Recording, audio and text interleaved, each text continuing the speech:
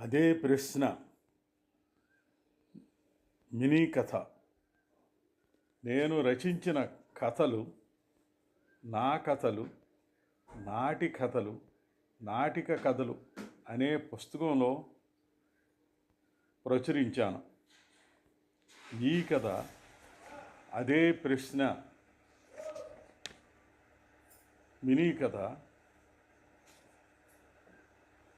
ఆంధ్రభూమి నేటి కథలో 1986 సంవత్సరం అక్టోబర్ 25వ తేదీ శనివారం ప్రచురితమైంది. అదే ప్రశ్న. నాగేశ్వరరావు ఇల్లు కట్టుకోవాలని స్థలం తీసుకున్నాడు.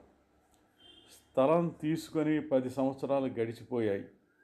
ఈ 10 సంవత్సరాల్లో తన కష్టార్జితంలోంచి నిలువ చేసింది ఆడపిల్లలు లేనందున తన భార్య బంగారం, ఇంట్లో వెండి అంతా సొమ్ము చేసి ఇల్లు కట్టించాలని ప్రయత్నాలు మొదలుపెట్టాడు. ఇల్లు ప్లాను గీయించి దరఖాస్తులు నింపి పంచాయతీ ఆఫీసుకి వెళ్ళాడు. ఏంటి సార్, ఓన్గా ఇల్లు కడుతున్నారా అని గుమస్తా ఎక్కిలిస్తూ కులాసాగా ప్రశ్నించాడు. నాగేశ్వరరావు ఇల్లు సొంతంగానే కట్టిస్తున్నట్లు సగర్వంగా చెప్పుకున్నాడు. 2-3 రోజుల్లో మళ్ళీ కనిపించమన్నాడు గుమస్తా. నాగేశ్వరరావు 2-3 సార్లు తిరిగాడు, కానీ పని అవలేదు.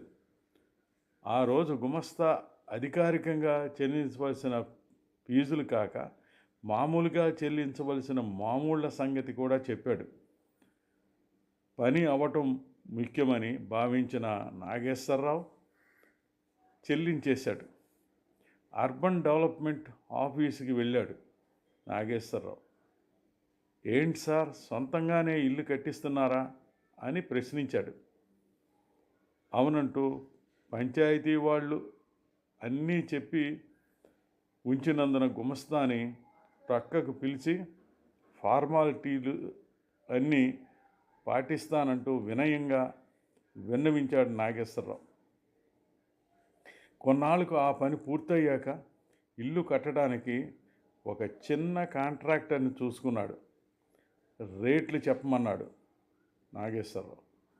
ముందుగా వాడు అదే ప్రశ్న వేశాడు. అదే జవాబు విని ఆ తర్వాతే రేట్లు చెప్పాడు. స్లాబ్ అయిన వెంటనే కరెంటు కోసం ఏపీఎస్సీబీకి వెళ్ళాడు. అక్కడ అదే ప్రశ్న ఎదురైంది. ఇంట్లో నుయ్యి తవ్వే మేస్త్రి, ఇంటికి రంగులు వేసే పెయింటర్స్, ఇంటికి సామాన్లు చేసే వడ్రంగి మేస్త్రి అందరూ కూడా అదే ప్రశ్న వేశారు. ఆ సమాధానం విన్న తర్వాతే వాళ్ళు రేట్లు చెప్పారు. నాగేశ్వరరావుకి అందరూ అదే ప్రశ్న ఎందుకు వేస్తున్నారో అంతుపట్టలేదు. తక్కిన ఓనర్స్ని కూడా ఆ విషయం మీద కదిపాడు. సొంతంగా ఇల్లు కట్టేవాళ్ళని, లోన్స్ తీసి ఇల్లు కట్టేవాళ్ళని కూడా అడిగాడు. తన మిత్రుడు రామారావు ఇల్లు కట్టాలని సలహా అడగడానికి వచ్చాడు. నాగేశ్వరరావు కూడా ఆతృతగా అదే ప్రశ్న వేశాడు. ఓన్గా ఇల్లు కట్టిస్తున్నావా అని. రామారావు కూడా తను చెప్పిన సమాధానమే చెప్పాడు. నాగేశ్వరరావు అదిరిపోయాడు. ఈ సమాధానం ఎవరికి చెప్పకురా బాబు అన్నాడు మిత్రుడితో. ఏ అమాయకంగా అడిగాడు రామారావు.